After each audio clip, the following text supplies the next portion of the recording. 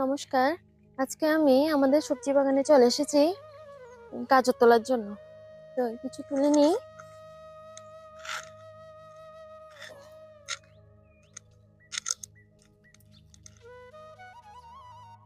এই যে গাজরকে আমরা ইংরেজিতে বলি ক্যারট। এর বৈজ্ঞানিক নাম হলো ডকাস ক্যারোটা। এটি এপিয়াসি পরিবারভুক্ত মূল জাতীয় উদ্ভিদ। এই গাজরের মধ্যে প্রচুর পরিমাণে ভিটামিন ও ক্যারোটিন থাকে। পৃথিবীর বেশিরভাগ গাজর চীন দেশে উৎপাদিত হয়ে থাকে। আমরা কাঁচা স্যালাড হিসাবে এবং বিভিন্ন সবজিতেও ব্যবহার করা হয়ে থাকে। কাঁচা স্যালাড খেতে আমাদের খুবই ভালো লাগে। এই গাজরের মধ্যে কিছু উপকারী উপাদানও থাকে। গাজরের মধ্যে ভিটামিন এ থাকার কারণে বিটা ক্যারোটিনের উপস্থিতি আছে। এর ফলে আমাদের চোখের দৃষ্টিশক্তি বৃদ্ধি পায়।